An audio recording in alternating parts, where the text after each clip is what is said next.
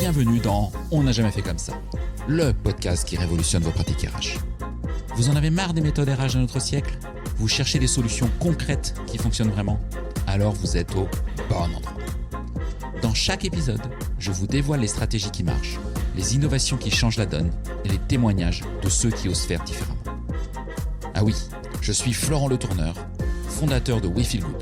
Et depuis 2016, ma team et moi avons transformé la communication RH de plus de 150 entreprises et collectivités. Notre mission, vous donner les clés pour attirer les talents, fidéliser vos équipes et booster l'engagement. Alors, rendez-vous sur www.wefeelgoodrh.com ou contactez-moi directement sur LinkedIn. Je vous offre un audit gratuit de votre communication RH et je vous mets le lien dans la description de cet épisode. Profitez-en aussi pour vous abonner à ce podcast pour ne rater aucun épisode, bien entendu. Alors, prêt à révolutionner vos pratiques? C'est parti et excellente écoute. Ce podcast est soutenu par HelloWork, le premier acteur digital français du recrutement. Depuis 25 ans, HelloWork accompagne les entreprises avec ses solutions. Plateforme de recrutement, CV Tech, site carrière ou encore portail de cooptation. Plus de 50 000 pros RH l'utilisent déjà. Et vous? Découvrez tout ça sur HelloWork Recruteur. Vous trouverez toutes les offres dans le lien en description de cet épisode. Hello à toutes et à tous et bienvenue dans On n'a jamais fait comme ça. Alors aujourd'hui, j'ai le plaisir de recevoir Maud Sarfati. Bonjour Florent. Nous enregistrons en distanciel exceptionnellement, donc la qualité sonore peut être un petit peu amoindrie, je vous prie de m'en excuser. On va parler effectivement avec Maud de son parcours. Elle n'a pas un parcours classique. Diplômée de l'ESSEC, elle est passée par une scale-up qui a été vendue à un grand groupe. Ensuite, responsable commercial chez Epsor à 26 ans, puis directrice de la relation client. Et en mars 2024, elle prend la direction d'e-testing, une entreprise nantaise de 27 ans, 800 tests d'évaluation catalogue, plus d'1 million de candidats passés chaque année. Des chiffres impressionnants. Bref, une dirigeante venue du commerce qui débarque dans notre métier RH en pleine bascule. On va parler bien sûr d'évaluation de compétences, on va parler, vous vous en doutez, d'IA, d'IACT. On va parler aussi de ces candidats qui passent leurs tests avec ChatGPT ouvert dans un onglet à côté. Vous avez peut-être vécu ça en recrutement. Maud, un grand merci pour ton temps et bienvenue sur On n'a jamais fait comme ça. Comment vas-tu? Bonjour Florent, merci beaucoup de me recevoir. Moi, ça va très bien. Bon, cool. Alors, Maud, avant de rentrer dans le vif du sujet, tout le monde ne te connaît pas forcément. Tu n'es pas issu du sérail RH. C'est pas grave. Moi également, hein, je ne suis pas RH du tout à la base. Comme je disais, tu as un parcours qui est pas très classique. Tu as fait une grande école, on peut dire que ça, c'est plus classique. Une grande école qui est l'ESSEC. Et puis ensuite, tu es passé par une agence qui a été rachetée par OnePoint. Tu es passé dans une fintech, puis ensuite chez Epsor, et puis une reprise du testing. Est-ce que tu peux nous raconter ça et ton fil rouge dans tout ça? Bah, oui, bien sûr, je vais me présenter, un petit peu. Alors c'est pas si atypique, hein, que ça comme, parcours. Il y a quand même, comme tu dis, un fil rouge qui est un peu, la tech, l'entrepreneuriat et quand même, l'écosystème RH. Donc moi, sortie d'école, je rejoins une agence, digitale, parce que je voulais en tant que commerciale, parce que je voulais me former, à la tech, et je me disais: «Quoi de mieux que d'accompagner, des entrepreneurs, des entreprises dans leurs projets de développement, web, mobile pour comprendre comment on construit, un site, un produit digital, une expérience utilisateur». Donc j'ai commencé à faire ça, c'était super et puis ensuite j'ai rencontré, les 2 fondateurs, d'Epsor qui venaient de monter la boîte et puis, entre-temps l'agence s'était faite racheter par OnePoint et c'était intéressant mais je me sentais moins à ma place dans un grand groupe Ok. et donc j'ai eu, l'opportunité de rejoindre Epsor à ses débuts, et en fait, Epsor, c'est une start-up qui, vend une solution d'épargne salariale, donc tu sais, les plans d'épargne, entreprise, qui sont en fait des produits, qui sont gérés par les directions RH dans les entreprises. Parce qu'en fait, c'est quand même un outil, RH de rémunération, mais d'avantages salariés et cetera et donc c'est comme ça qu'en fait, j'ai commencé quand même à intégrer l'écosystème, RH et découvrir, tout ce monde-là et ça m'a plu parce que voilà, on parle de sujets, super concrets dans l'entreprise, c'est l'humain, c'est la matière, premières des entreprises. On touche à l'engagement, aux trajectoires professionnelles. Donc j'ai bien aimé cet écosystème RH. Et puis j'ai eu l'opportunité de reprendre e-testing qui s'est présenté, puisque e-testing, comme tu disais, est une entreprise qui existe depuis presque 30 ans, qui est spécialisée dans l'évaluation des compétences, on va en parler. Et il y a un fonds d'investissement qui a racheté et qui cherchait une nouvelle direction. Et donc c'est comme ça que je suis arrivée chez e-testing avec un challenge de poursuivre la croissance, mais aussi d'apporter un certain nombre de changements, d'innovation, de modernisation dans cette boîte qui existe quand même depuis un moment. Et j'ai trouvé que c'était un super challenge parce que déjà reprendre une entreprise déjà solide, la transformer en conservant son ADN, embarquer les équipes dans le changement, je trouvais que c'était super intéressant comme défi. Et puis surtout bah, le sujet RH, encore une fois, mettre la tech au service d'un sujet RH, de mieux recruter, mieux évaluer, prendre les meilleures décisions pour les recrutements me me passionnait pas mal. Et puis j'étais même moi-même, enfin on va en parler, c'est le sujet d'aujourd'hui, mais très convaincue par le fait que les tests et l'évaluation des compétences sont un excellent outil pour prendre des bonnes décisions de recrutement. Donc j'avais bien envie de me lancer dans cette aventure. Voilà, et donc ça fait 2 ans que j'ai repris e-testing. Ok, très, très, très clair. On va parler effectivement, bien sûr, de tests, d'e-testing, comme je le disais en intro. J'aimerais revenir sur ta vision, effectivement, toi, de notre population RH, notre population aussi recrutement. Parce que tu travailles pas mal avec des cabinets de recrutement aujourd'hui. Donc, ça fait quelques années maintenant que tu nous côtoies. Qu'est-ce qui te frappe le plus dans le quotidien aujourd'hui des experts RH et des experts recrutement que tu côtoies? Ce qui me frappe le plus. Est-ce que tu as vu des changements? Est-ce que tu as vu une évolution entre la population RH que tu fréquentais, Mmh. du coup chez Epsor et puis celle avec qui tu échanges chez eTesting?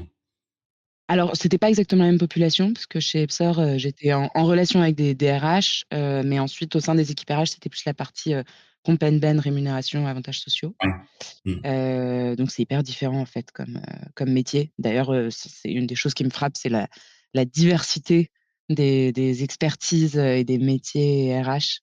Et quand on est DRH d'une PME, d'une start-up, il faut avoir tellement de cordes à son arc.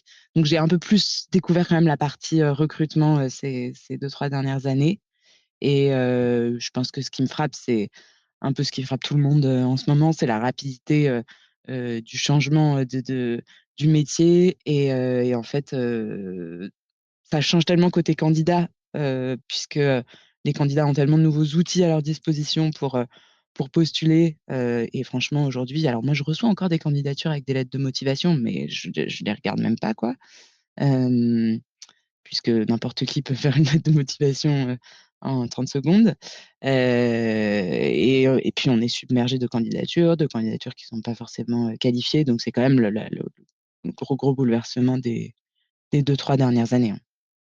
Ouais. Et Ça, c'est le problème auquel, pour l'instant, personne n'a ouais. encore vraiment trouvé la Mmh. solution. C'est un peu l'enjeu aussi en ce moment, d'arriver à trouver la solution à ce problème-là et s'adapter aux candidats qui, eux, ont plein d'outils pour envoyer des candidatures en masse, Mmh. super personnalisées.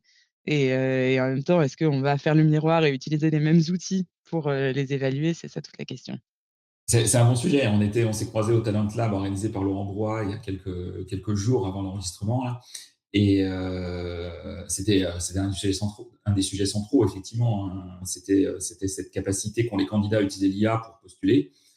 Et en soi, ils ont raison, hein. Enfin, chacun utilise ses armes pour Mmh. postuler et trouver un emploi. Et le pendant, c'est en face où enfin, tout le monde reçoit beaucoup plus de candidatures. On peut utiliser l'IA, mais avec beaucoup plus de précautions parce qu'on est une entreprise, parce qu'on est B2B et qu'on est soumis à l'IA Act. Un candidat, lui, à la limite, il peut s'en moquer totalement. Donc, ça peut être un petit peu compliqué.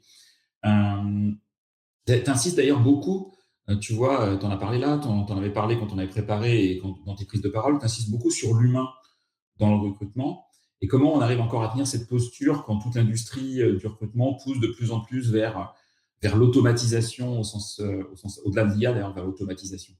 Comment est-ce qu'on peut, dans le monde du recrutement en particulier, garder de l'humain tout en automatisant les choses et en utilisant avec intelligence l'IA?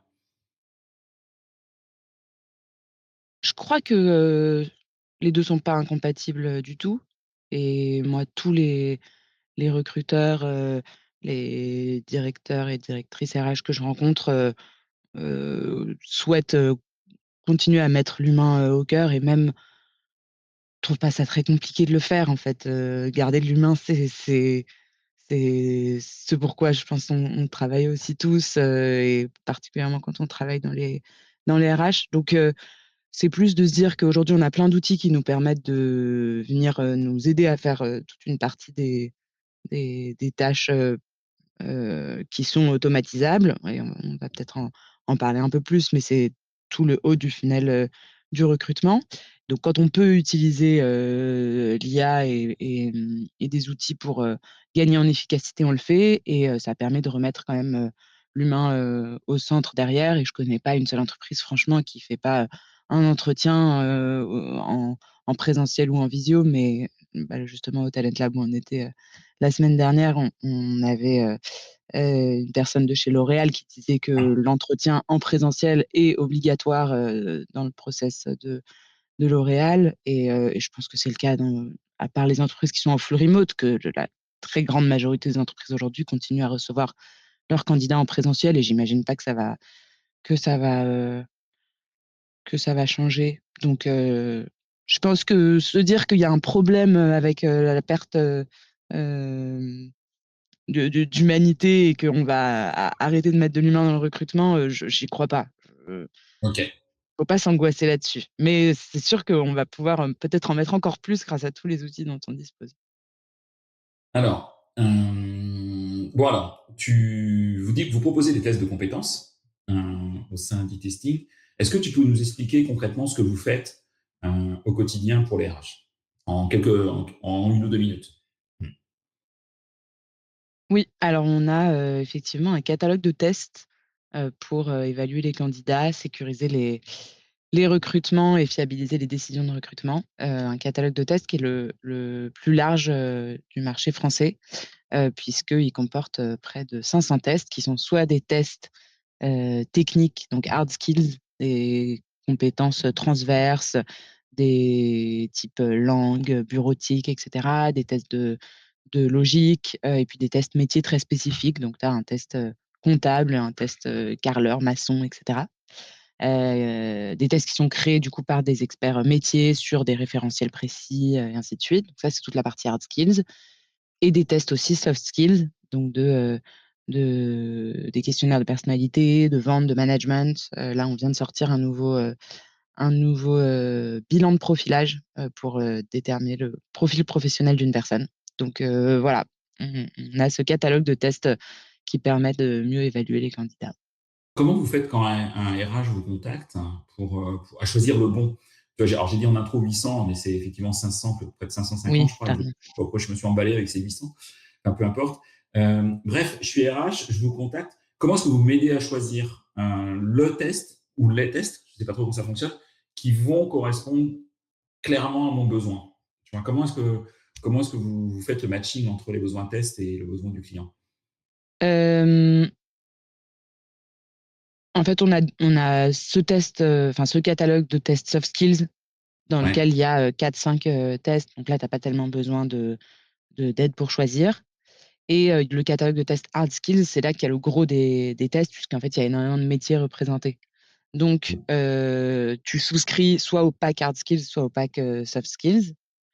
Et si tu souscris au pack, hard skills et que tu te retrouves avec, 500 tests, soit par exemple, tu es une agence d'emploi d'intérim, donc tu as intérêt à avoir ces 500 tests parce que tu recrutes sur tellement de métiers différents et cetera. Donc tu es content d'avoir tout ce catalogue et puis nous, on travaille dans notre produit pour, optimiser le système de recherche, faciliter la recherche, donc par exemple, sur la base, je sais pas, du code ROM, qui est un référentiel, Oui. de France Travail, référentiel métier.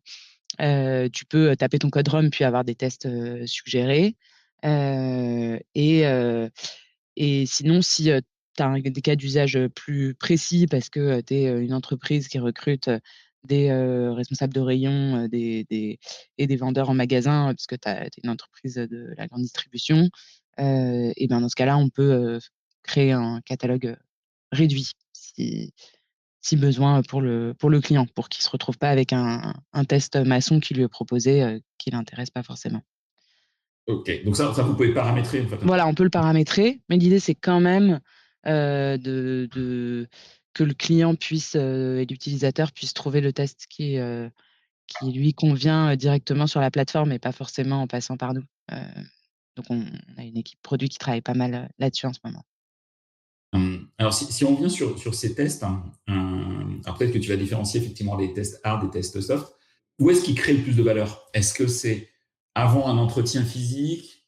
Qu'est-ce que vous conseillez? Est-ce que c'est avant des entretiens? C'est après, une fois qu'on a choisi une shortlist de 2, 3 candidats, candidates? C'est à la place d'eux? Comment est-ce que tu accompagnes les clients? Est-ce que tu vois des usages aussi là-dessus? Oui, il y a pas de bonne réponse. OK. Heu, tout un bon, il y a des quand même il y a des patterns, qu'on observe chez les clients et puis nous on les conseille, mais en réalité, il y a plein de choses qui sont possibles. C'est important quand tu crées un process de recrutement de bien, te poser, réfléchir à chaque étape et que chaque, hem, étape soit placée au bon endroit, et donc enfin, nous, on travaille beaucoup avec des entreprises, qui font face à des volumes importants de candidatures. OK. Donc on va les aider, à justement, grâce aux tests, filtrer, un volume important de candidats. Donc souvent, nos tests sont utilisés, en préqualification pour filtrer, ces candidats quand tu reçois, 200-300, candidatures par poste. Voilà, faire passer un premier test pour vérifier qu'il y a quand même les compétences, de base qui sont acquises et souvent ça, c'est le test technique hard skills qui est fait au début en filtrage, OK. et ensuite plutôt en fin de process ou avant, l'entretien en physique, là, on va ajouter un test, de personnalité, qui va, justement pouvoir servir d'aide à la de support à la discussion, pendant l'entretien. Donc c'est un peu ça le pattern qu'on observe, mais après, tu vois nos clients dans le monde du recrutement, les cabinets de recrutement, les agences d'emploi et cetera, souvent ils utilisent le test à la toute fin, avant de Oui. présenter le candidat, au à leurs clients pour, justement rassurer le client et lui montrer que le candidat a bien été, évalué et cetera. Donc il y a pas mal de choses qui sont possibles, en réalité. OK. Je dirais, quelle est la plus grosse erreur que tu vois chez les RH quand ils intègrent des tests dans leur process de recrutement aujourd'hui? Est-ce que tu vois encore Heu des RH faire leurs propres tests? Est-ce que tu... Alors déjà, enfin effectivement, on voit, des entreprises qui font leurs propres tests. D'ailleurs, nous, on leur propose aussi de les intégrer, dans notre plateforme. Donc, si tu as un test, type, QCM ou même mise en situation et cetera, tu peux l'intégrer sur eTesting comme ça, à la fois tu pioches, dans notre, catalogue, sur étagère, mais tu viens aussi intégrer tes tests. Et OK. mais c'est une bonne chose, hein, aussi de créer ses propres tests. Nous, on fait aussi pour, pas mal de postes, quand on recrute chez eTesting, on fait des mises en situation, des cas pratiques, ça reste un test, hein, un cas pratique, qu'on fait nous-mêmes, maison et qu'on fait même pas sur eTesting, pas toujours. Et la principale erreur, et j'insiste dessus parce que c'est hyper, important, c'est, quand on fait passer un test de pas, restituer le résultat au candidat. Ça, OK. pour le coup, c'est hyper important, en termes d'expérience candidat, déjà de marque employeur, quand on fait passer un test à un candidat, de lui donner, son résultat. Éventuellement, quand, c'est nécessaire, de lui faire le débrief de son test. Donc quand on parle d'un questionnaire de personnalité, par exemple, souvent, enfin, quand on se retrouve avec un rapport, il a besoin d'être analysé, donc il faut que le la personne qui fasse le débrief ou l'entretien soit formée à, analyser le rapport avec le candidat, et puis en plus, il y a un cadre juridique là-dessus, en fait, hein, dans le code du travail, il faut, informer bien les candidats des méthodes, de recrutement qui sont utilisées, lui, donner accès à ces données, et aux résultats qu'on a récoltés sur lui, donc c'est important, voilà, de penser à faire, à partager les résultats, aux candidats. Et quand un candidat, je reviens sur ta situation où tu es une agence par d'intérim, tu as beaucoup de candidatures, tu as de nombreux postes et tu utilises le test Hard Skills pour quelque part préqualifier. Mmh. Les candidats qui vont réaliser ce test, donc c'est-à-dire tous les candidats au poste réalisent ce test parce que c'est par défaut. Est-ce qu'ils connaissent quelque part en live, une fois qu'ils ont fait ce test, leurs résultats? Et est-ce que ce test peut être éliminatoire en disant, bah, monsieur, madame, vous avez eu, je sais pas, 3 sur 20 en Excel, bah, écoutez, vous pouvez pas prétendre à ce poste, bonne Mmh. journée et à bientôt. Ouais. Ça, c'est possible. Oui, OK. alors, la première chose, c'est que, l'utilisateur chez nous peut paramétrer s'il souhaite que le candidat reçoive ou non, ses résultats. Nous, on le OK. recommande parce que, encore enfin, ça évite du coup de devoir, lui partager, par toi-même. Et puis, on a des clients avec qui on a construit, un process de recrutement, souvent c'est même automatisé dans l'ATS, parce qu'on est intégré dans les ATS du marché, où, on dit, voilà: «À telle étape du process, je vais automatiquement, recevoir, le test e-testing. Si j'obtiens telle note, bah, je passe automatiquement à l'étape d'après et si, j'obtiens moins que tant, je reçois un mail, de refus en disant: vous avez, échoué au test, vous avez eu, 3 sur 20, on va pas donner suite à votre candidature». Donc ouais, on a des clients qui font ça et ça fonctionne bien.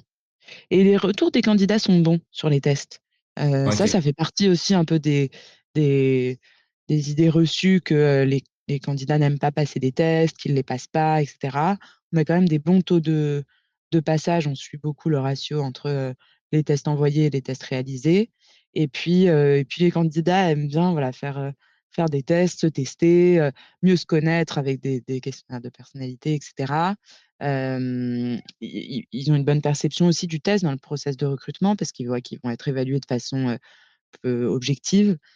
Donc les nous, on mesure la satisfaction des candidats à l'issue des tests et elle est vraiment positive et les enquêtes montrent que je crois que c'est 92 des candidats qui préfèrent, faire un test plutôt qu'une lettre, de motivation. Bon ça doit être une stat qui date, d'il y a 2 ans parce que parce OK. que, plus personne ne fait de lettre de motivation comme je le disais tout à l'heure. Je vois encore des appels Mais, qui demandent de l'aide de motivation, hein, aux dernières. ouais, je te dis moi aussi, mais J'en vois. je les lis pas. Et c'est quoi la durée moyenne de passage d'un test pour un candidat? Il va passer combien de temps sur un test? C'est 5 minutes, 10 minutes, un quart d'heure?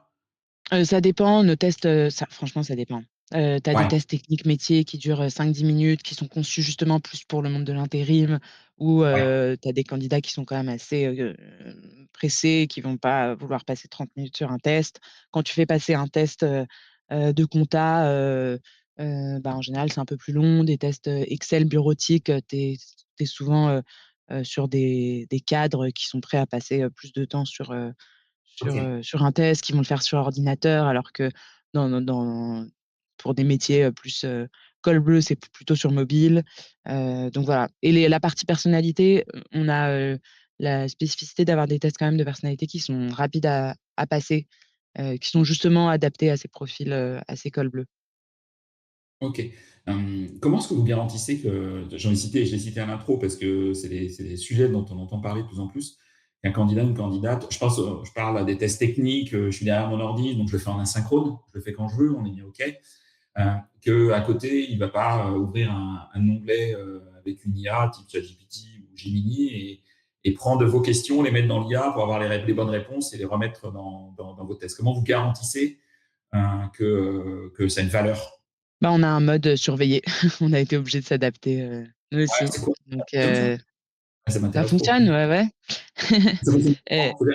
Vous arrivez à détecter quand quelqu'un va essayer de tricher? ouais, tu as 2 niveaux, de surveillance. Il y a la surveillance, de l'écran. Donc là, c'est, quand tu commences le test, on force le plein écran, on empêche les copier-coller, on empêche les captures d'écran. OK. Heu, donc voilà, tu peux pas avoir, un 2e écran ou, être sur un autre Non, mais onglet, je peux faire avec mon ChatGPT. smartphone. Mais voilà et ça, c'est le 2e niveau, c'est un mode, de surveillance vidéo du coup, où là, on va Ah, activer ta caméra et vérifier tu es pas en train d'utiliser ton smartphone, qu'il y a pas une 2e personne à côté de toi, et cetera. OK. Bon, j'ai envie de revenir sur l'IA. On commence à parler un peu d'IA. Déjà, j'avais un chiffre, c'est que enfin, j'ai entendu, c'est 80% des recruteurs auraient déjà intégré l'IA dans leurs outils. Tu crois vraiment à ce chiffre? Moi, ce chiffre me paraît toujours élevé. Enfin, j'ai le sentiment qu'il est élevé. Qu'est-ce qu'on appelle l'IA en plus? Enfin, tu vois. C'est ce que j'allais te dire et dans quels outils, parce que si tu regardes, je pense que 100 des recruteurs, utilisent, un un outil, d'IA, au moins une fois par semaine. Oui, un outil de chat basique, quoi. Ouais, Enfin, un exactement. ChatGPT, un Gemini, un Mmh. Claude ou autre. Ouais, Après l'intégrer, dans ses outils, vraiment systématisés dans les process et cetera, je suis d'accord avec toi que ça paraît beaucoup. Enfin, quand j'échange avec mes clients, il y en a tout le monde est très curieux, il y en a peu qui sont encore très matures sur le sujet. ouais, encore. Hem, alors justement, on voit fleurir des agents IA, des boîtes, des entreprises, qui vont appeler les candidats, qui vont scorer les CV, qui vont faire de la préqualification. Quelque part, qui sont un peu comme toi, sur de la précale de candidats en massif, mais qui sont pas dans le mode test, qui sont plus en mode précal, automatisé, et cetera. Est-ce que vous proposez ça et qu'est-ce que tu en penses, de ce type de dispositif? Hem, alors moi je suis très pro IA, hein, faut pas voir dans OK, mon discours un OK. discours Mmh. anti-IA du tout. Je pense qu'il y a plein d'usages très utiles qui ont déjà été prouvés en recrutement, notamment, c'est ce que je disais tout à l'heure, sur toute la phase amont de rédaction des annonces, de préparation de trames d'entretien, évidemment de compte rendu, d'échanges, de sourcing et de relance de candidats, et même de préqualification, donc pour, vérifier, des informations simples de, disponibilité, mobilité, des candidats et ainsi de suite. Après, est-ce que pour, juste vérifier qu'un candidat est bien disponible à telle date, peut travailler le samedi et dispose d'un permis B. Est-ce que tu as Mmh. besoin d'avoir un agent, IA vocal qui va l'appeler? Je j'ai l'impression que ce cas d'usage-là, qui commence à émerger un peu, hein, je Mmh. trouve que c'est un peu, prendre un je sais plus comment on dit, un marteau pour, non, pour, tuer une mouche, c'est quoi déjà? Ouais, je vois bien l'expression, c'est on prend un outil un peu Voilà. imposant pour quelque chose, en fait, qui est assez mineur, enfin, qui est assez Ouais mineur. et puis On peut le faire autrement, en fait, effectivement. oui, un chatbot, un SMS, tu as des Ouais, GoJobs, ils font ça assez bien, sur la précale justement avec, un système de chat, et de messagerie. Parce que quand tu connais aussi les impacts, économiques, écologiques, les coûts, d'une IA vocale, utiliser ça pour appeler un candidat pour lui demander, si, il est bien disponible demain, ça paraît, un peu surdimensionné. En même temps, quand tu sais qu'aujourd'hui, par exemple, dans les agences, d'intérim, bah, c'est fait par les chargés de recrutement en agence, c'est vrai que ça a du sens de se dire que, bah, qu'un chargé de recrutement en agence, qui passe, sa journée à appeler des gens pour leur demander s'ils peuvent venir, le lendemain, c'est vrai que si tu peux lui éviter de faire ça pour qu'il se recentre sur des activités plus stratégiques, ça a du sens. Donc, sur ce sujet-là de, agent IA vocal pour la préqualification, je m'interroge, quand même, beaucoup, mais je vois qu'on a des clients qui l'essayent. Moi, j'aimerais bien qu'on le propose aussi plutôt en partenariat, ouais. pour voir ce que ça donne, même si les essais aujourd'hui, chez nos clients sont plus en mode POC. Hem et après, là où, donc tout ça, c'est la partie vraiment usage, pour moi qui sont prouvés, et qui me paraissent, pertinents et après il y a tout le sujet où ça devient un peu plus fragile quand, l'IA commence à évaluer, à scorer, à classer, à prendre des décisions en fait. Là, on est dans une phase, plus risquée parce que, déjà enfin, dès lors qu'on donne un score, on est déjà quand même, dans la décision. On vient influencer, la Ouais, décision du recruteur, de l'utilisateur. On vient avoir une conséquence sur la candidature du candidat et là, le problème, c'est que, bah, une IA qui donne un score, si on ne sait pas comment est déterminé le score, forcément ça pose problème. Il y a des tests, hein, j'avais lu un test d'un expert RH, qui avait soumis, le même CV avec le même prompt, les mêmes critères, plusieurs fois à un même, LLM et à chaque fois avait des résultats différents, que quand tu changes le nom aussi, ça peut, de la personne, le résultat va différer. Donc on est encore quand même, enfin, pour moi, il y a un gros risque là-dessus et enfin, il y a une contrainte juridique d'ailleurs, hein, l'IA Act va dans ce sens-là. Il y a ouais, aussi tout le sujet de scoring avec, une IA, elle pose encore problème. D'évaluation, vocale, voire, vidéo, ça pose aussi problème parce que, aujourd'hui on interdit, d'analyser dans le cadre du recrutement, les émotions par, une IA. Donc tu avais pas mal de solutions qui te promettaient, d'analyser le non-verbal du candidat, les intonations, les mouvements corporels, le niveau de stress, tout ça c'est enfin c'est interdit et puis franchement ça fonctionne pas bien. Et donc je vois beaucoup quand même de un peu, risques, red flag et c'est l'écho que j'ai aussi chez nos clients. Franchement, ils sont tous hyper prudent. frileux là-dessus, ouais, sur le scoring, et la prise de décision par une IA, c'est voilà.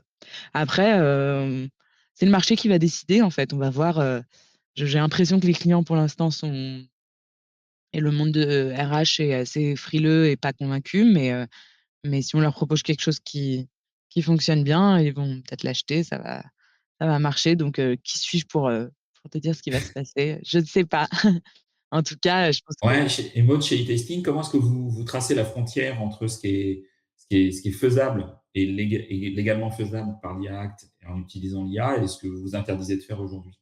Comment est-ce que vous avez tracé la frontière? Quelles règles vous êtes mis chez e-testing à l'heure où on se parle? bah, la règle, c'est déjà, l'IA Act effectivement, c'est une frontière qui est tracée pour nous et Mmh. puis, en fait, dès que enfin, c'est la transparence du score donc quand nous, on fait des tests, on fait des calculs de score, c'est déjà des algorithmes, en quelque sorte, tu es déjà dans une forme, d'IA, hein. Quand Ouais. tu transformes des réponses en un résultat, tu appliques des règles de calcul, c'est un algorithme, donc la différence, c'est que, voilà, on sait, comment, quelles sont les bonnes réponses, quel est le barème utilisé, la pondération, comment est calculé le score. Ça pose pas de problème. Quand tu sais plus expliquer, quels sont les critères qui sont pris en compte, comment c'est pondéré, et que du coup les candidats sont pas évalués de la même manière, et pourquoi un candidat obtient tel ou tel résultat, bah, voilà, tu es dans la boîte noire et ça nous on se l'interdit. Alors justement, ce que tu vois, tu expliquais que les RH, les recruteurs qui utilisent vos outils peuvent créer leurs propres tests. Est-ce que d'ailleurs vous avez mis une IA en place, je sais pas, à l'intérieur du testing quand on est client avec un système de prompt qui nous permet de créer son propre test? Alors, c'est une première question. Et la deuxième question, c'est pour moi, si chacun peut un peu créer son test pour sa boîte, pour le métier qu'il a à pourvoir, etc., dans son contexte, comment est-ce que vous garantissez la qualité scientifique, la non-discrimination, la validité vis-à-vis de l'IA Act, etc. Alors pour l'instant, on permet pas Ok, à nos utilisateurs de créer leurs propres tests avec de l'IA. Heu, ok, Pourquoi? Parce que c'est pas trop une demande, parce que j'ai testé pas mal d'outils, là-dessus, qui étaient pas forcément, concluants et qu'en plus c'est un peu tu sais, aujourd'hui, tu as pas mal d'applis sur lesquelles, il y a une petite baguette magique là, ça veut dire qu'il y a une petite feature, IA, et souvent celle-là, c'est la feature déceptive. C'est comme si tu faisais enfin, en fait, ça, oui, leur permettre de faire, ce qu'ils pourraient faire sur Gemini, Claude, ChatGPT, directement dans notre app, pourquoi pas? Mais s'ils le font pas sur ces plateformes-là, je sais pas pourquoi ils le feraient, chez nous. Donc voilà, pas une grosse demande. Donc on y viendra peut-être, mais on voulait pas créer de d'accord. déception et Alors, aujourd'hui, en fait, nos Et excuse-moi, plus largement, comment est-ce que tu t'assures effectivement Voilà. que les qui sont créés par vos clients ont une qualité scientifique, ont une valeur, sont non discriminants, et cetera? Alors non, ça nous du coup on s'en assure pas parce que à partir du moment où c'est leur test, ça reste leur propriété. Nous on vient pas auditer leurs tests, on juste, ils les intègrent sur les testings. Par contre, nos tests à nous, oui, ils font l'objet d'une méthodologie, spécifique, d'une démarche, scientifique et surtout ils sont créés, par des experts métiers. Donc on a en interne une, une équipe pédagogique, dont le métier est, de superviser, tout le catalogue de tests, la création de nouveaux tests, la mise à jour des tests aussi en fonction des évolutions législatives, des évolutions des métiers, des tendances aussi, des nouveaux métiers, s'assurer qu'on a bien toujours un catalogue qui est représentatif, des métiers et ensuite ils vont s'appuyer sur des experts, métiers pour, venir créer ces tests selon notre méthodologie. Donc ça veut pas dire qu'il y a pas d'IA dans tout ça, tu vois? Nous on peut l'utiliser, pour, s'aider sur la création de tests, sur, de la rédaction de cahiers des charges pour nos rédacteurs, pour, de la traduction de tests, pour, l'illustration des tests avec des images, la sonorisation des tests pour que tu puisses avoir une version audio des tests et que ce soit plus, accessible, et cetera.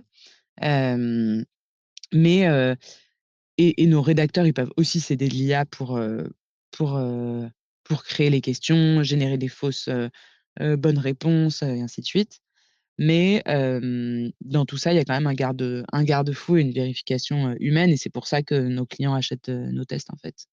Mais tu peux ess enfin, ça marche pas trop mal, hein, de créer un test, sur ChatGPT, mais en fait, si toi, tu veux créer un test maçon, tu le crées sur ChatGPT, tu vas pas savoir s'il est vraiment fiable, si les questions sont vraiment bien pertinentes, si elles correspondent à enfin, sauf si tu as des compétences de maçon, que j'ignore, Florent, mais Ah, je te confirme, voilà. évitez. Donc pour l'instant, ce qu'on nous, c'est un outil qu'on utilise beaucoup, sur la partie conception des tests pour faire aussi des audits du catalogue, vérifier que les questions sont à jour et tout. Mais Et justement, sur les nouveaux tests, est-ce que vous avez des tests, hein, qui permettent de tester le niveau de connaissance ou de compétence dans l'usage sur des l'IA, IA? ouais, Ouais, on travaille typiquement, dessus. j'ai un cabinet de recrutement qui s'appelle Orenda, où on recrute que des RH et les clients aujourd'hui, me disent: «Bah, moi, j'envisage pas de recruter un RH qui alors, je mets les mots entre guillemets, «qui ne maîtrise pas l'IA». Évidemment, ils Mmh. cherchent pas des ingénieurs en IA, mais ils cherchent des gens qui savent un minimum prompter et avoir les usages classiques d'un LLM. Est-ce que vous avez déjà mis ça en place ou est-ce qu'il y a déjà des clients qui ont mis ça en place? C'est dans la roadmap, là, c'est en cours, c'est un test, aisance IA. Mais c'est pas évident parce que tu vois, j'en ai fait un, bah, justement ce matin, un peu, dans une logique de benchmark et c'était un test qui était finalement qui me promettait de m'évaluer sur, ma maîtrise de l'IA et en fait qui était hyper technique, sur, qu'est-ce que c'est que, la température, d'un LLM, alors c'est, ouais, ça veut dire, c'est un terme qui veut dire, maîtriser le niveau de créativité de ton IA. Enfin, tu vois, c'était des trucs, j'avais l'impression que c'était pas forcément, pertinent. C'est pas ça que moi j'ai envie d'évaluer. Donc, on va essayer de créer vraiment, quelque chose qui permet de maîtriser, les enfin, de mesurer l'aisance, avec, des cas pratiques, et ainsi de suite. Donc, on travaille dessus. L'équipe, justement, l'équipe, pédagogique est dessus. Alors, c'est quoi justement votre roadmap, 2026-2027? Qu'est-ce que de quoi tu peux nous parler qui pourrait mettre, sans dévoiler tes secrets évidemment, mais des cas d'usage qui pourraient inciter des RH, des recruteurs à se dire ouais, e-testing, ils ont tout compris, ils sont Mmh. dans le, dans le game de 2026-2027. Hem Alors, bon, il y a une roadmap chargée bien sûr, sur la partie création de tests. Il y a plein de tests métiers en lien avec, les métiers, les plus demandés aujourd'hui, donc sur, les espaces verts, le nucléaire, il y a plein de l'aéronautique et tout, on a beaucoup de demandes là-dessus. Heu, mais notre gros sujet, dans les cartons là, du coup en exclusivité, je te le dévoile, c'est la création d'un test qui s'appelle, Aptitude professionnelle. Donc on est en phase de R&D, là-dessus, qui va permettre de mesurer, toute une série de compétences, et d'aptitudes qui sont nécessaires, dans le monde professionnel, qui sont pas forcément enfin qui sont des soft skills, mais qui Mmh. sont pas de la personnalité et cetera. En fait, on a plein de clients et de prospects qui nous disent: «Je voudrais vérifier que mon collaborateur, il va, déjà se pointer, venir au travail, qui va venir à Oui. l'heure, qui va pas, insulter le client, qui va pas se disputer avec, ses collègues. Comment je peux évaluer ça? Et donc du coup, on est en train de faire toute une phase de recherche, pour, venir évaluer la fiabilité, la gestion des émotions, des choses comme ça.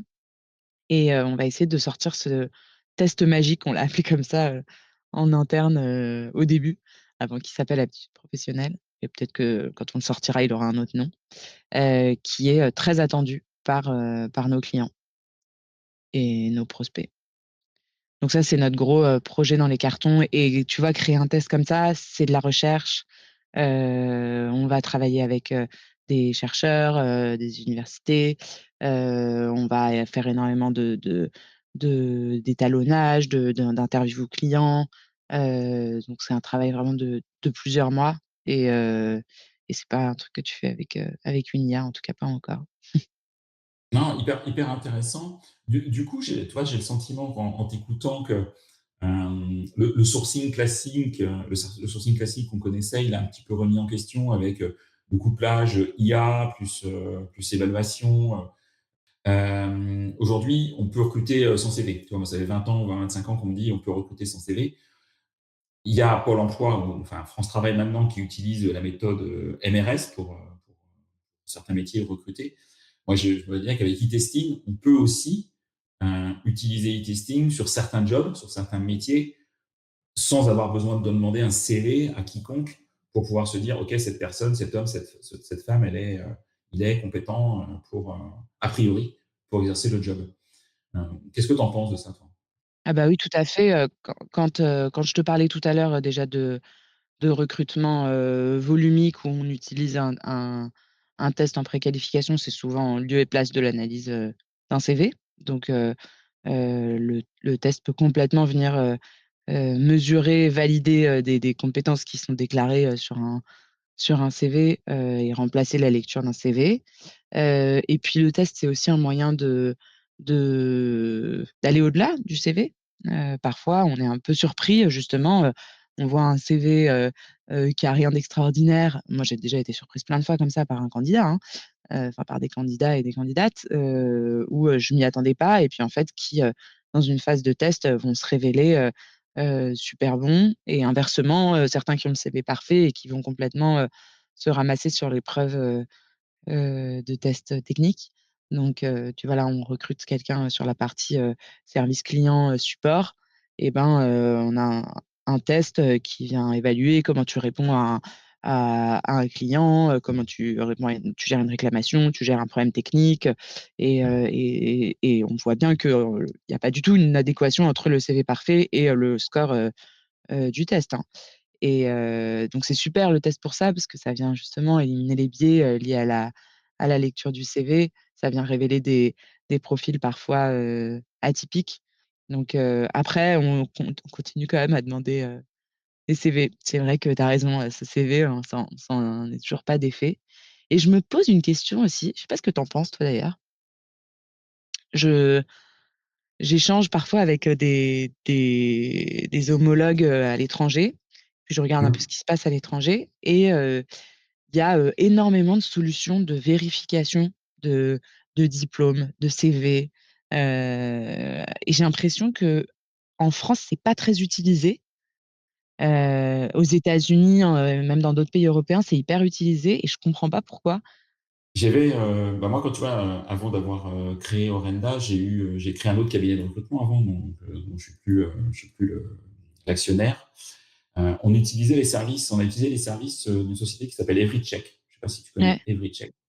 Et on a utilisé les services de cette entreprise pour un certain nombre de métiers, et on l'utilisait beaucoup sur les métiers des commerciaux.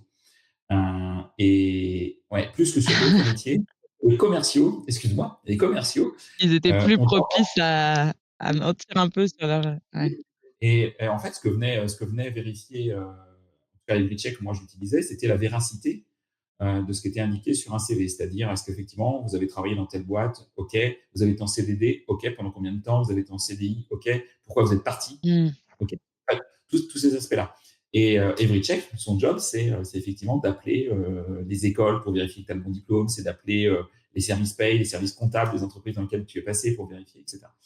Et oui, sur les profils commerciaux, on avait 20-25% des CV où il y avait des tentatives d'améliorer l'histoire professionnelle. Ouais, pour être très Ouais, honnête. Donc moi, je suis plutôt assez partisan de ça, parce que et puis de le dire aussi au candidat, votre CV sera vérifié. Ce qu'on peut pas faire d'ailleurs sans l'accord du candidat, hein. C'est le candidat qui, la ouais. plateforme était assez bien faite, c'est le candidat qui dépose son CV, qui donne son accord pour que ce soit vérifié. Et là, tu es Et à quel mis moment dès tu le vérifies? À la on, fin ou au on, début? on le vérifiait nous, plutôt sur le début, parce que si vous avez fait tout le process de recrutement, Bah etc., oui. et que tu es en finale et que tu dois présenter à ton client, que tu apprends qu'en fait, il n'est pas diplômé de l'ESSEC, mais il a fait voilà, un bac plus 2, voilà, bah, il y a un petit peu un mensonge quand même quelque part. Et là, tu n'es pas bien quand tu es cabinet. Donc, on avait plutôt, on faisait, tu vois, après la sélection, on faisait notre sélection sur CV, sur papier, on disait, voilà, les 10-15 candidats avec qui on a envie de creuser. Là, on les passait dans les recheck. Et de ça, on pouvait ensuite avancer dans le process de Mmh. recrutement. Mais Donc, j'ai lu, tu parlais de la enfin, je comprends du coup que tu le fasses, au début de process, ça me paraît cohérent, plutôt ouais. que qu'à la fin. Mais j'ai lu récemment que 9 entreprises sur 10 contrôlent les références des candidats. Mais, Mm. je le comprends plus comme, tu vois, font, cette phase de prise de référence en fin de process qui, moi, personnellement, me convainc pas du tout. J'ai Donc, je sais pas l'impression comment. que Bah oui, parce que bah écoute, ça va être très clair, hein. On va dire qu'on est complices tous les deux. Je vais dire que tu étais ouais. mon ancienne directrice générale, je vais donner ton 06, on se cale bien. Et puis tu vas jouer la personne qui était ma manager alors que tu l'as jamais été. Donc Mmh. ça c'est facile. Et puis ta deuxième cas de figure, tu vois, moi j'ai travaillé dans une entreprise, dans un grand groupe, où après une démission ou un licenciement et même des ruptures conventionnelles, on signait un document des deux parties, dans lequel on s'engageait des deux parties à ne pas dénigrer l'autre. Et Mmh. donc, Bien dans sûr. cet engagement, il y avait, bah, toi, ex-salarié, tu vas pas dire sur Glassdoor, Indeed ou LinkedIn que je suis un mauvais employeur. Et puis, de l'autre côté, bah, en échange, si toi, tu as besoin d'un contrôle de référence, on va être très sympa avec toi. Tu vois, donc, ça vaut ce que ça vaut, hein, comme document, Mmh. mais ça fonctionnait très, très bien. Euh, Bah, du coup, si tu m'appelles, bah, je vais dire que tu étais, oui, la collaboratrice parfaite, adaptée au poste avec lequel tu postules. Après, est-ce que c'est vrai, est-ce que c'est pas vrai Bon, voilà. bah, je penserai à toi, Florence, si un jour on me demande une référence. On me demande souvent des témoignages clients, de mettre en relation avec des clients, Ouais, je fasse on un devrait le faire, retour. ça, des clients, un jour ça arrivera, ce truc-là. Donc, des clients qui sont payés pour faire des faux témoignages. Euh, voilà, on peut imaginer plein de trucs, hein. Non, mais c'était hyper intéressant. J'ai bien aimé tes réponses. Est-ce que tu vois, toi, une évolution ces prochaines années du métier de recruteur, et si oui, laquelle? Laquelle peut c'est difficile, hein, Ouais, c'est hyper d'être très bien, difficile. mais en tout cas, avec ton regard, ton analyse du marché, qu'est-ce qui, toi, va être indispensable demain quand on est patron d'un cabinet de recrutement, qu'on est consultant en recrutement, qu'on est indépendant, qu'on travaille en agence d'intérim pour réussir? Franchement, j'aimerais bien le savoir. Mmh. Ça m'aiderait à faire évoluer mon produit encore plus vite. Hem, je pense que si on essaye d'imaginer maintenant, c'est sûr enfin, ce que je te dis, c'est sûr que je vais me planter. J'ai l'impression qu'on est dans une phase où il y a des changements tellement, importants Rapide. et rapides que, tu penses que ça va aller dans une direction, puis finalement ça va aller dans une autre. Donc, heu, pour moi, ce qu'il faut faire, c'est être vraiment, extrêmement aux aguets, en fait, des évolutions, des innovations. Et c'est quelque chose qui me fait un petit peu peur d'ailleurs parce que, enfin au sens, j'ai l'impression qu'il y a un risque de grosse fracture, en ce moment, numérique, et IA, et que, c'est quand même, tu vois, prendre du temps pour se former sur l'IA, ça demande, du temps, ça demande un budget, tout le monde, n'a pas, accès à ça.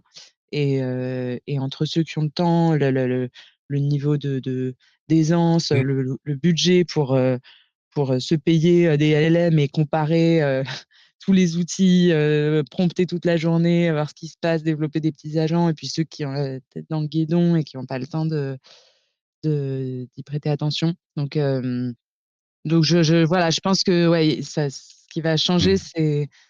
c'est qu'il va falloir, s'auto-former aussi beaucoup et faut prendre du temps pour ça. Et bah, tu vois, je te rejoins vraiment beaucoup. Tu vois, j'étais surpris, lors de l'événement de Laurent, parce que tu vois, des événements dédiés au recrutement, au futur du recrutement, à ce qui se passe aujourd'hui, il y en a quand même pas pléthore sur la Mmh. place. Et tu vois, on était 200, enfin à peu près, on était 200 personnes. C'est beaucoup et je trouve ridiculement bas par rapport au nombre de recruteurs que l'on va trouver dans les organisations, dans les cabinets de recrutement internes, aux grands groupes, dans les cabinets de recrutement externes, chez les freelances, etc. Et là, je me dis, oui, est-ce qu'il n'y a pas une double vitesse, tu vois? Donc, je suis pas payé Mmh. par Laurent pour faire la promotion de son événement parce que je l'organise pas et je touche pas un centime. Mais je pense que c'est important effectivement de prendre ce temps de recul d'une demi-journée, d'une journée ou 2 jours par an pour regarder ce qui se passe, écouter ses pairs et puis prendre des bonnes décisions ensuite qui s'imposent dans son organisation, quoi. Donc, je suis assez fan de ce que tu dis sur l'auto-formation en tout cas, parce que Mmh. ça va très très vite. Et, Ouais, mais bon, et faut le faire, quand tu es recruteur et que tu travailles toute la journée, faut le faire, soir et ouais, week-end, en c'est pas ça. fait. C'est pas ça. Bah Quand tu es ouais, indépendant, tu ouais. vois, tout le monde a pas, tout le monde n'est pas dans un collectif. Et puis dans les collectifs, il y a des excellents collectifs qui vont former les indépendants. Il y a des collectifs un peu moins bons qui vont laisser les indépendants se débrouiller tout seuls. Mmh. Donc tu vois, il y a pas mal de choses, etc. Cool. On arrive en fin en fin d'épisode. Est-ce qu'il y a un sujet que je t'ai pas posé, une question que je t'ai pas posée, tu aurais aimé que je te pose, un point que tu aurais aimé rajouter, Maud? Non, je pourrais continuer à discuter longtemps avec toi, c'est un échange très agréable, Ok. mais Est-ce que tu as une anecdote pro que tu pourrais nous raconter, un truc que tu n'as jamais raconté à personne? C'est une hem, histoire qui t'est arrivée, qui t'a marqué chez e-testing ou avant d'ailleurs dans le monde RH dans lequel tu étais avant. j'ai raconté ça, hier soir à quelqu'un. Je vais me confesser, heu, j'ai fait un truc terrible. Un jour, j'ai accepté, une proposition et ensuite, je l'ai refusée et Ah, enfin, tu vois, j'ai changé d'avis, quoi, ok, parce qu'entre temps, j'avais été, rattrapée par, et tout. ouais, ok. Bref, je rentre pas dans les détails, mais je trouve que prendre des décisions en tant que candidat, parfois, c'est super, difficile et bah, nous, récemment, on a aussi une candidate, ça m'arrive rarement, qui a refusé une offre, et Du coup, tu l'as comprise. ah bah, ouais, ouais, je l'ai comprise, mais en tout cas, voilà, faut pas oublier, je dis ça parce que, j'étais en confiance sur le fait qu'elle allait accepter, notre proposition et faut pas oublier qu'en tant que que recruteur, recruteuse, on doit toujours essayer de convaincre le candidat, Ouais, de de venir chez soi. Faut soigner son expérience collaborateur et même quand il accepte, tu es pas à l'abri ouais, que finalement, le jour J, finalement, il vienne pas. Mmh. ouais, ouais, c'est clair. Je trouve qu'on a tous vécu, hein. Tous les Ouais. recruteurs de France ont vécu la situation que tu racontes. Et c'est vrai que c'est toujours difficile à encaisser, tu vois, c'est difficile à enregistrer. Maintenant, ça fait partie de la vie et il faut essayer de comprendre pourquoi, hein. Donc, Ouais, mais il y a beaucoup de leviers, pour, essayer de limiter quand même ça. ouais, Il y a oui, bien beaucoup de sûr. leviers, faut y travailler. Comment est-ce que tu fais ta veille, toi, pro, aujourd'hui? Tu parlais de regarder ce qui se passe à l'étranger. Est-ce que, Ouais. est-ce que ça, c'est un canal de veille qui est pour toi important de regarder ce qui se passe peut-être aux États-Unis ou en Asie? Est-ce que tu as d'autres canaux? Voilà, je regarde ce qui se passe à l'étranger parce que pour rien te cacher, on réfléchit à se lancer à l'étranger, mais OK. et puis je regarde un peu mes concurrents, mais sinon en termes de veille, je sais pas si je suis exemplaire, moi c enfin, il y a 2 choses, il y a la veille sur mon marché à moi, et donc ça, enfin si je fais quand même beaucoup de veille, je suis abonnée à toutes les newsletters de mes concurrents, je les suis sur LinkedIn, je lis beaucoup de choses et tout. Mais je trouve que la veille la plus importante à faire et que certains négligent, c'est la veille sur ton métier, donc et vis-à-vis de tes pairs. Hem Et moi, voilà, je sais pas si je suis très exemplaire là-dessus, mais j'essaye d'échanger un maximum avec, mes pairs. Alors, en l'occurrence, là, j'appartiens du coup à une communauté et un club de dirigeants sous LBO. OK. Mais moi j'aime bien les formats, club, communauté où tu vas vraiment rencontrer, encore une fois, voilà, l'humain. Rencontrer des gens, leur demander: «Mais toi, comment tu fais quand tu rencontres tel problème? Mais toi, tu utilises, quel outil? Est-ce que je peux venir, 1 heure, dans ton bureau, regarder, comment travaillent tes équipes?» Franchement, ça m'arrive de faire ça, hein, Mmh. et voilà, je trouve que c'est super précieux. OK. Mais bon, bien sûr, il y a ton podcast aussi. Non, non, c'est pas tant ça c'est pas tant ça le sujet, mais c'est effectivement, j'aime bien ce que tu dis, tu vois, le côté communautaire, tu vois, échanger avec des pairs. Donc toi, tu as Mmh. des pairs qui sont tu pas RH, tu es directrice générale d'une entreprise, hein, donc faut bien recontextualiser les choses. Tu as plein de métiers différents quand tu es DG. Du coup, tu as pas que le métier RH, hein, tu as le métier sales, marketing, la tech, enfin, tu as plein de Bah, tu as diversité. un peu la solitude du dirigeant aussi Eh ben que j'ai ouais, donc découverte là, mais tu vois, le message que tu passes, c'est, et que moi je partage à 200%, c'est effectivement sortez, rencontrez vos pairs, quels qu'ils soient. Si vous êtes indépendant, allez dans des réseaux mmh, d'indépendants. Si vous êtes RH, allez à DRH ou dans d'autres réseaux. Peu importe, il y en a plein. Mais je pense que ça, c'est un bon sujet de veille pro. Ouais, c'est un bon sujet de veille pro. J'y crois beaucoup plus que de lire des newsletters, moi, à titre perso. Tu vois, je suis pas un grand fan des newsletters. mmh, Tu vois, donc même avec We Feel Good et Orenda, et deux boîtes, on n'a pas sorti une newsletter depuis un an. On est nullissime sur le sujet. Tu vois, parce que je ne suis pas un grand fan de ce mmh. canal. Mais bon, c'est des choix. Est-ce qu'il y a des RH que tu me recommanderais d'interviewer sur ce podcast? Du coup, des experts RH soit des RH que tu trouves pertinents, qui te parlent, ou des gens que tu connais ou que tu connais moins.